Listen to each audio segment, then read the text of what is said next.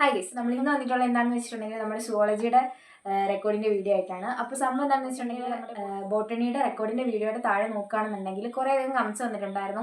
Zoology ചെയ്യാമോ, സുവോളജിയെക്കുറിച്ച് doubt ചോദിച്ച് കുറച്ച് കമൻറ്റ് കണ്ടിട്ടുണ്ടായിരുന്നു. പിന്നെ അല്ലാതെ പല വീഡിയോയുടെ അടിയിൽ സുവോളജിന്ന് മാത്രമായിട്ട് ചെയ്യാൻ വേണ്ടിയിട്ട് കമൻറ്റ് കുറച്ചധികം ആൾക്കാർ ഇട്ട് കണ്ടിട്ടുണ്ടായിരുന്നു. സുവോളജിയുടെ എൻ്റെ കയ്യിലിരിക്കുന്ന പ്രാക്ടിക്കൽ റെക്കോർഡ് എന്ന് പറയുന്നത് ഇതാണ്. ഇപ്പോൾ ഞാൻ വീഡിയോ ഇങ്ങനെ എടുക്കുന്നതുകൊണ്ട് നിങ്ങൾക്ക് മനസ്സിലാവുന്നുണ്ടെന്നാണ് ഞാൻ വിചാരിക്കുന്നത്. ഈ ഒരു റെക്കോർഡാണ് എൻ്റെ കയ്യിലുള്ളത്. അപ്പോൾ നിങ്ങൾ പലരും ചിലപ്പോൾ നിങ്ങളുടെ കയ്യിലുള്ള റെക്കോർഡ് ഈ സെയിം റെക്കോർഡ് തന്നെ ആയിരിക്കണം എന്നില്ല.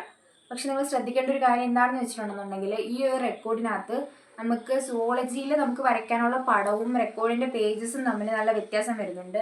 നമുക്ക് ഒരുപാടധികം പടങ്ങൾ വരയ്ക്കാനുണ്ട്. അതിലൊന്നും തികയാത്ത രീതിയിലാണ് ഇങ്ങനത്തെ ഈ ഒരു റെക്കോർഡ് വരുന്നുള്ളത്.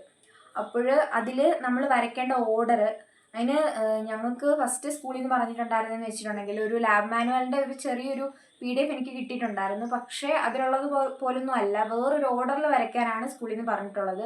അപ്പോൾ അതെന്ന് വെച്ച് കഴിഞ്ഞാൽ ജസ്റ്റ് ഒരു നമുക്ക് എന്തെങ്കിലും ഡൗട്ട് വന്നു കഴിഞ്ഞാൽ ഒന്ന് നോക്കാൻ വേണ്ടിയിട്ടുള്ളൊരു PDF മാത്രമാണ് ആ ഒരു PDF. സോ നമുക്ക് എങ്ങനെയാണ് സുവോളജിയുടെ റെക്കോർഡ് ഞാൻ എഴുതാനായിട്ട് പോകുന്നുള്ളത് എന്നൊക്കെ കാര്യങ്ങളാണ് ശ്രദ്ധിക്കേണ്ടത്. ഇങ്ങനെയുള്ള കാര്യങ്ങളെ പറ്റിയിട്ട് സംസാരിക്കാം. അപ്പോൾ ഫസ്റ്റ് വരുമ്പോൾ ഇതുപോലൊരു റെക്കോർഡാണ് നമുക്ക് സുവോളജിക്ക് വരുന്നുള്ളത്.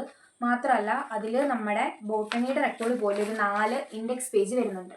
ഈ 4 ഇൻഡെക്സ് പേജ് വരുന്നതിൽ ഇൻഡെക്സ് എഴുതുന്നതിനെ പറ്റിയിട്ട് നിങ്ങൾക്ക് അറിയാമായിരിക്കുമല്ലോ, നമ്മൾ ബോട്ടണിയിൽ എഴുതിയതുപോലെ തന്നെയാണ് ഇൻഡെക്സ് ഇവിടെ എഴുതുന്നുള്ളത്.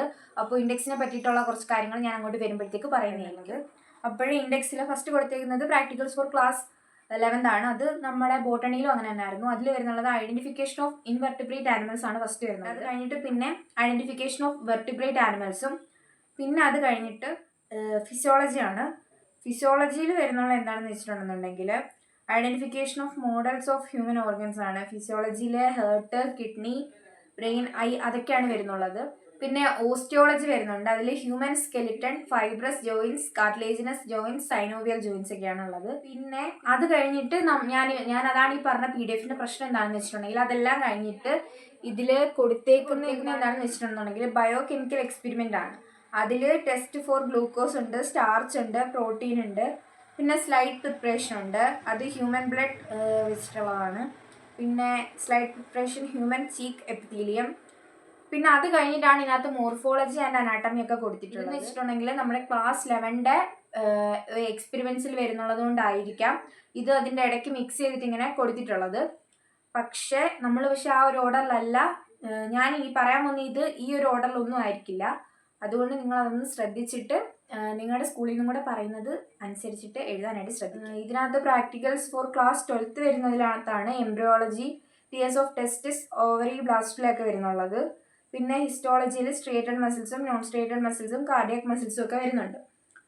പിന്നെ നമ്മുടെ കോമൺ ഹ്യൂമൻ ഡിസീസസ് അതെല്ലാം വരുന്നുണ്ട്. എവല്യൂഷൻ വരുന്നുണ്ട്. അങ്ങനെയുള്ള സംഭവങ്ങളെല്ലാം വരുന്നുള്ളത് പിന്നീടാണ്. പക്ഷേ ഈ ഓർഡറിലല്ല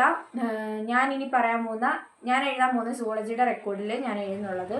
അപ്പോൾ നിങ്ങൾ സ്കൂളിൽ നിന്ന് എങ്ങനെയാണോ പറയുന്നത് അതിനനുസരിച്ചിട്ട് നിങ്ങൾക്ക് ഈ വീഡിയോയും കൂടെ കാണുമ്പോഴത്തേക്ക് എന്തെങ്കിലും ഹെൽപ്ഫുൾ ആവുന്നുണ്ട് എന്നുണ്ടെങ്കിൽ ഇതുപോലെ തന്നെ എഴുതാനായിട്ട് ശ്രമിക്കുക. അഥവാ വേറെ രീതിയിലാണ് പറയുന്നതെന്നുണ്ടെങ്കിൽ അതുപോലെ തന്നെ എഴുതാനായിട്ട് ശ്രമിക്കുക. ഇല്ലെന്നുണ്ടെങ്കിൽ അവസാനം ഞാൻ പറയുന്നത് കേട്ട് എഴുതിയിട്ട് നിങ്ങളുടെ റെക്കോർഡ് മൊത്തം വെട്ടിപ്പോകേണ്ട അവസ്ഥ ഉണ്ടാവരുത്. അതുകൊണ്ടാണ് ഞാൻ ആദ്യമേ ഈ ഒരു കാര്യം പറയുന്നത്. സുവോളജിയുടെ റെക്കോർഡിൽ ഫസ്റ്റ് നമുക്ക് വരുന്നുള്ളത് ക്ലാസ് 11 പ്രാക്ടിക്കൽസ് ആണല്ലോ.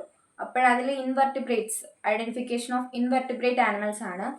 അതിൽ നമ്മൾ വരയ്ക്കേണ്ട ഓർഡർ എന്ന് പറഞ്ഞാൽ hydra, liver fluke, ascaris, earthworm, leech, prawn, silkworm, honeybee, pila, starfish. ആ ഒരു ഓർഡറിലാണ് നമ്മൾ വരയ്ക്കേണ്ടത്. ഇത്രയും പിക്ചേഴ്സ് നമ്മൾ കറക്റ്റ് ആ ഒരു ഓർഡറിൽ തന്നെ വരയ്ക്കാനായിട്ട് ശ്രദ്ധിക്കുക. പിന്നെ വെർട്ടിബ്രേറ്റ്സിൽ വരുമ്പോൾ ഫസ്റ്റ് വരുന്നുള്ളത് ഷാർക്കാണ്. പിന്നെ രോഹു, ഫ്രോഗ്, ഗാർഡൻ ലിസാർഡ്, പീജൺ, പിന്നെ റാബിറ്റ് വരുന്നുണ്ട്. ഫസ്റ്റ് ഞാനാണെങ്കിൽ റാബിറ്റ് ഇല്ലെന്നാണ് കരുതിയത്, പക്ഷെ റാബിറ്റ് കൂടി ഉണ്ട് കേട്ടോ. പിന്നെ ചെറിയ ചെറിയ വ്യത്യാസങ്ങളൊക്കെ ഉണ്ടെന്നാണ് ടീച്ചേഴ്സും പറഞ്ഞത്. നമുക്ക് എന്തായാലും നോക്കാം. ചെറിയ ചെറിയ വ്യത്യാസങ്ങളെ പലതും തമ്മിൽ വരാനായിട്ടുള്ള ചാൻസ് ഉണ്ടെന്നാണ് പറഞ്ഞത്. പിന്നീട് വരുന്നുള്ളത് ഫിസിയോളജിയാണ്. ഫിസിയോളജിയിൽ heart, kidney, brain, eye, ear, urinary system, human urinary system നമ്മൾ വരയ്ക്കണം. പിന്നെ ഡയറക്റ്റ് പോകുന്നുള്ളത് ഓസ്റ്റിയോളജിയാണ്. മറ്റേതിൽ നമുക്ക് ബയോകെമിക്കൽ എക്സ്പെരിമെൻറ്റ്സ് കഴിഞ്ഞിട്ടായിരുന്നു ഓസ്റ്റിയോളജി നമ്മുടെ മറ്റേ PDF-ന്റെ ഇൻഡെക്സിൽ കൊടുത്തിട്ടുണ്ടായിരുന്നത്. പക്ഷേ ഇവിടെ അങ്ങനല്ല. നമ്മൾ വരയ്ക്കുന്നതെല്ലാം ആ ഒരു ഓർഡറിൽ വരച്ചതിന് ശേഷം നമ്മുടെ ലൈൻ പേജസ് വരുന്നുണ്ടല്ലോ, അവിടെയാണ് നമ്മൾ എക്സ്പെരിമെൻ്റ് എഴുതുന്നുള്ളത്. അപ്പോൾ അതിന് മുന്നേ ആണ് നമുക്ക് വരയ്ക്കാനുള്ള പോർഷൻസ് മൊത്തം വരുന്നുള്ളത്. പക്ഷെ നിങ്ങൾ നമുക്ക് വരയ്ക്കാനുള്ള പിക്ചേഴ്സും പിന്നെ നമ്മുടെ വരയ്ക്കാനുള്ള പേജസ് നോക്കിക്കഴിഞ്ഞാൽ യാതൊരു ബന്ധവും തോന്നില്ല. കാരണം നമുക്ക് വരയ്ക്കാനുള്ള പിക്ചേഴ്സിനെക്കാട്ടിലും പേജസ് ഭയങ്കര കുറവാണ്. അതെങ്ങനെയാണ് അഡ്ജസ്റ്റ് ചെയ്ത് വരയ്ക്കേണ്ടതെന്നുള്ളത് ഞാൻ ഇനി അങ്ങോട്ട് വരുന്നതിൽ പറയുന്നതായിരിക്കും. ഇനി ഓസ്റ്റോളജിയിൽ നമുക്ക് ഹ്യൂമൻ സ്കെൽട്ടൺ വരയ്ക്കണം, ഫൈബ്രസ് ജോയിൻസ് വരയ്ക്കണം, കാർലീജിനസ് ജോയിൻസ് വരയ്ക്കണം, സൈനോവിയൽ ജോയിൻസ് വരയ്ക്കണം.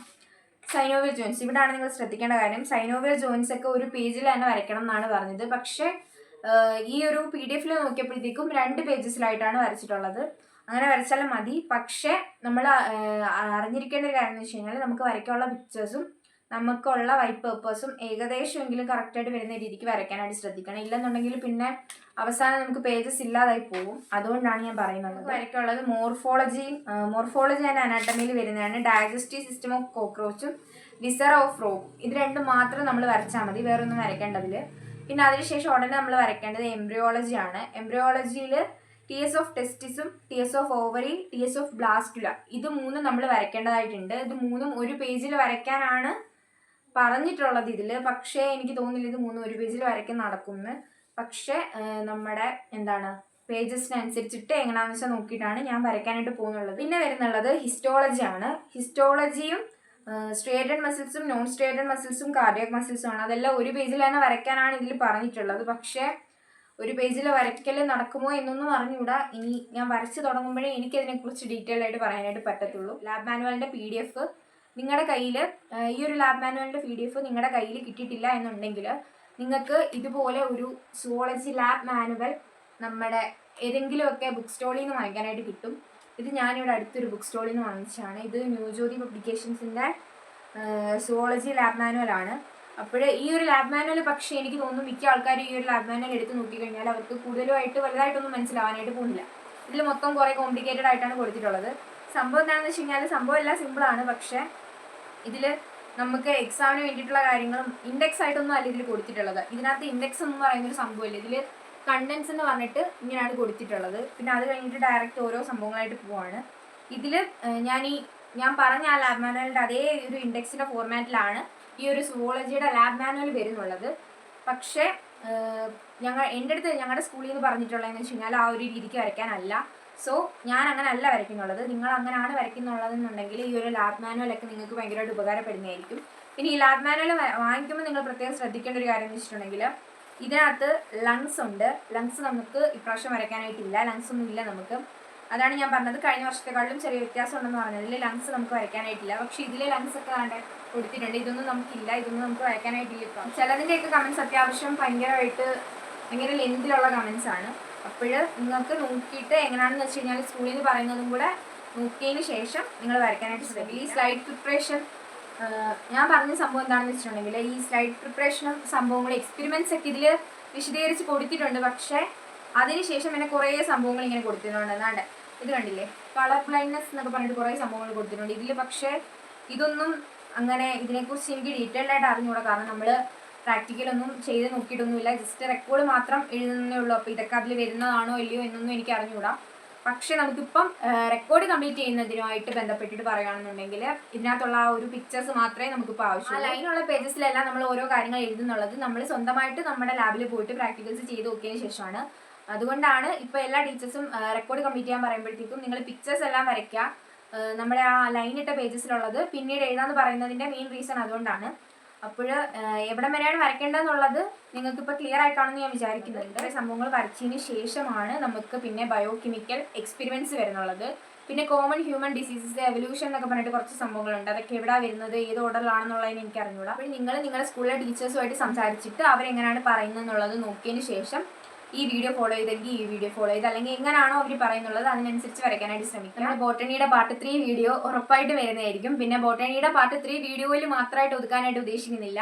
നമ്മൾ ഇനിയിപ്പോൾ അങ്ങോട്ട് പോകുന്തോറും പ്രാക്ടിക്കൽസ് ഒക്കെ ചെയ്ത് നമ്മുടെ ബോട്ടണിയുടെ റെക്കോർഡ് കംപ്ലീറ്റ് ആയതിനു ശേഷം ബോട്ടണിയുടെ റെക്കോർഡ് മൊത്തം കംപ്ലീറ്റ് ആയതിനെ കുറിച്ചിട്ട് ഒരു വീഡിയോ നമ്മൾ ചെയ്യുന്നതായിരിക്കും.